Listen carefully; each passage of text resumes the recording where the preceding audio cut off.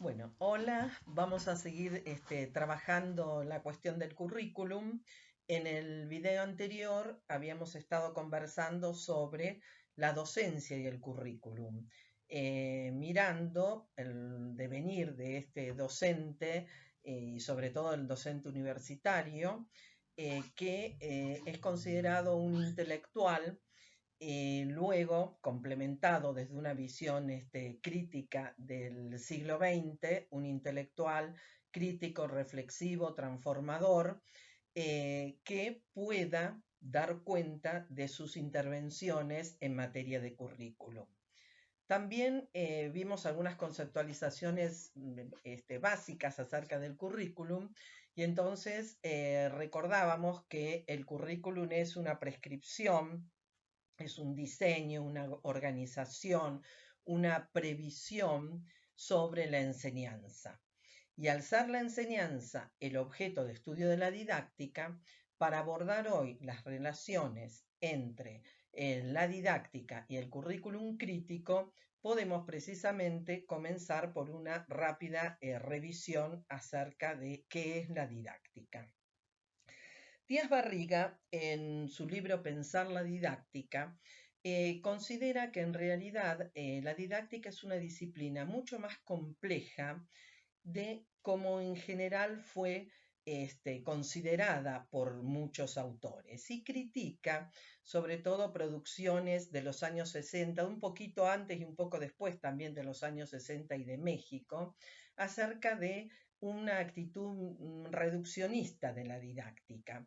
Por ejemplo, nombra a Francisco Larroyo, quien en su texto famosísimo y muy utilizado en las ciencias de la educación en Argentina en los años 60, 70, el libro Las ciencias de la educación, él define a la didáctica como la descripción, la definición y la fundamentación de la metodología de la enseñanza.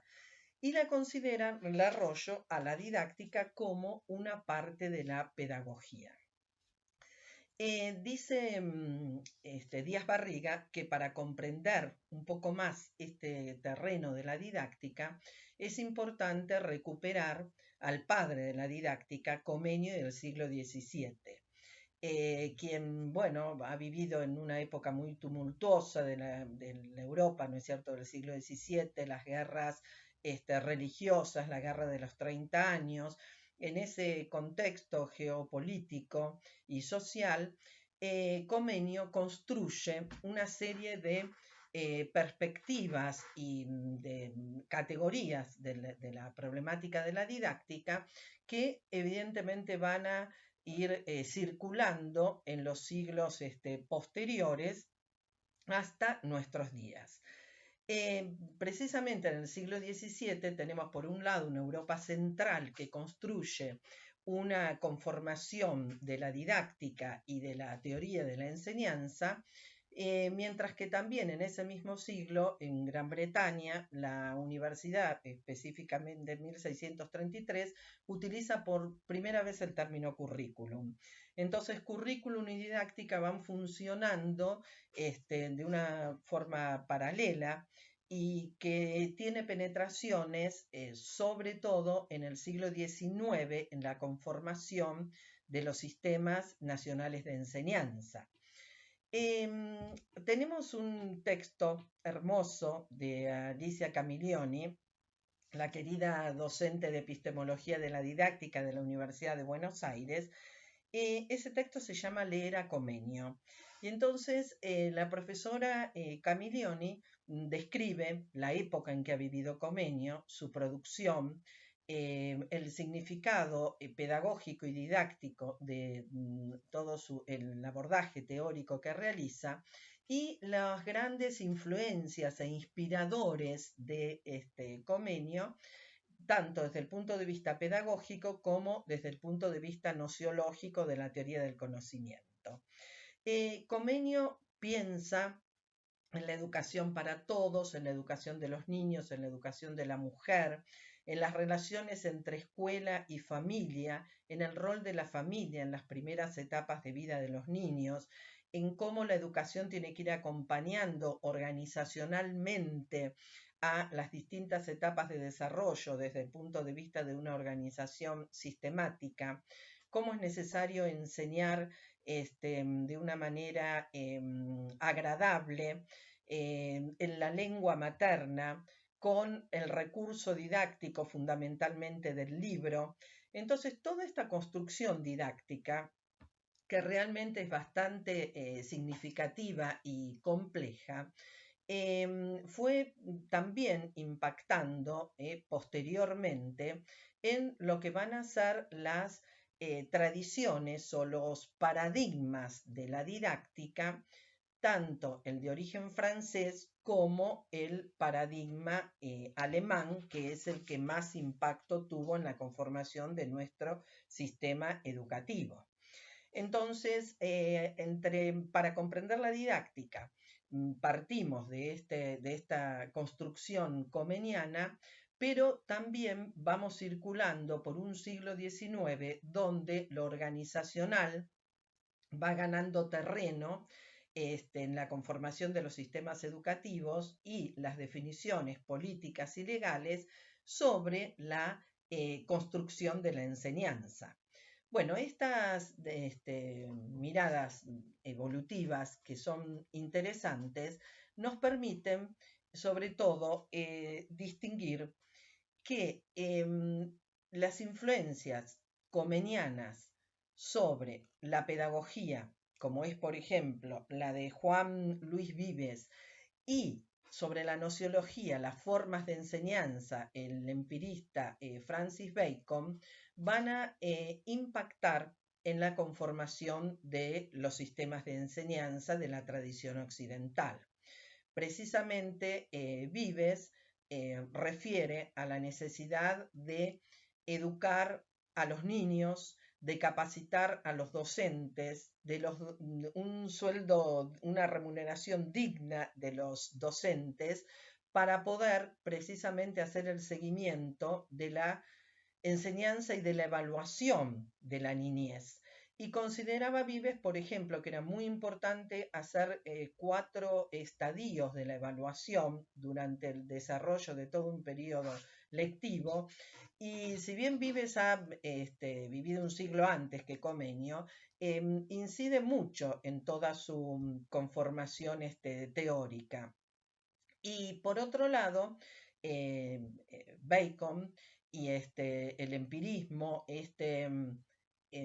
pensador que valora sobre todo el tiempo de la modernidad y los nuevos métodos y la inducción sobre esa racionalidad aristotélica de la Grecia antigua, ¿no es cierto? Bacon consideraba que la antigüedad era la infancia del mundo, y es precisamente la modernidad la que logra el despliegue, el desarrollo, el mayor crecimiento con respecto a esta filosofía antigua. Bueno, Comenio no cita a ambos, pero en realidad los recupera absolutamente en todas las varios de los libros de la famosa Didáctica Magna. Tenemos en la conformación de los sistemas, es decir, en el siglo XIX, se comienzan a utilizar también algunos etiquetamientos, formatos acerca de la identificación del currículum escolarizado. Entonces, nosotros nos resulta familiar escuchar las preguntas de qué, cómo y cuándo enseñar, qué, cómo y cuándo evaluar. Y estas prescripciones son verdaderamente prescripciones también de origen comeniano. Cuando preguntamos acerca de qué enseñar, Comenio nos dice lo útil y lo agradable. ¿Cómo? Del todo a la parte, de lo fácil a lo complejo. Este principio de generalidad, por ejemplo, del todo a la parte o de globalización desde el punto de vista metodológico, va a ser uno de los pilares de la escuela nueva, la escuela activa. Acerca de, por ejemplo, cómo secuenciar las tareas, una cuestión de preocupación también curricular, en Comenio encuentra un buen anclaje cuando él considera que es necesario planificar y generar objetivos desde lo diario, lo semanal, hasta lo mensual y anual, es decir, la secuencia, ¿no es cierto?, de la planificación de la enseñanza con un ordenamiento muy importante. En el siglo XX, sobre esta base comeniana, encontramos nosotros dos grandes tradiciones didácticas. Y lo que nos interesa ver es qué recortan de estas tradiciones didácticas la pedagogía y el currículum crítico, para seguir con esto de las relaciones entre la didáctica y el currículum. Hay una línea muy fuerte, es el paradigma sociológico francés, sobre todo expresado en Émile Durkheim, quien considera a la educación como un proceso social. Y nos dice cómo la pedagogía no puede existir sin la sociología, es decir, la pedagogía y la educación no son autónomas. Define precisamente a la educación es a la sociedad lo que la pedagogía es a la sociología. Y considera cómo la educación tiene esta función homogeneizante, generalizadora, porque fortalece lo general sobre el individuo y habla de cómo a través de la educación las generaciones adultas inciden sobre las generaciones jóvenes, siendo padres y docentes representantes de esta sociedad. Bueno, lo interesante desde el punto de vista epistemológico de la educación y del currículum es que para esta visión francesa, por un lado, hay una referencia a la educación escolar, familiar y social. Por otro lado, hay una referencia a la pedagogía como la reflexión sobre la enseñanza, no la instrumentación sobre la enseñanza, sino la reflexión sobre la educación. Y por otro lado, hay una consideración de las ciencias de la educación como normativas y regladas.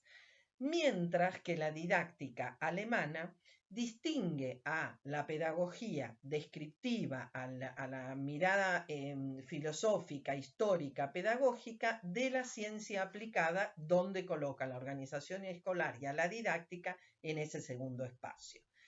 La pedagogía crítica, el currículum crítico, ¿qué recupera? Recupera de la línea francesa precisamente esta concepción de que la educación no es solamente escolar, que la pedagogía tiene que reflexionar sobre el proceso de la educación antes de preocuparse por dar las razones de, y toda la investigación interpretativa y el enfoque, ¿no es cierto?, francés crítico va a apoyar esa postura. Y por otro lado, rescata la tarea de la fundamentación. Nosotros, en el marco de la filosofía de la educación, trabajamos precisamente esa mirada profunda del proceso de la educación, comprometido con el devenir de la pedagogía y de la historia, donde la didáctica instrumental no tiene un gran abordaje. Precisamente la pedagogía y el currículum crítico recorta las mejores cuestiones de estos grandes recorridos. Y si nosotros nos vamos a dedicar a mirar el enfoque curricular crítico, vamos a ver cómo este enfoque quiebra la mirada tecnicista, ¿no es cierto?, de la posguerra e instrumentalista, con los marcos sociales, culturales y pedagógicos sobre el instrumentalismo didáctico. Entonces, el recorrido de Hispanoamérica con respecto a esta mirada crítica va a ser el abordaje de un próximo video. Espero que puedan ir acompañándome y que juntos podamos ir pensando la mejor forma de intervención de un docente crítico sobre las definiciones curriculares. Nos vemos entonces en el próximo video.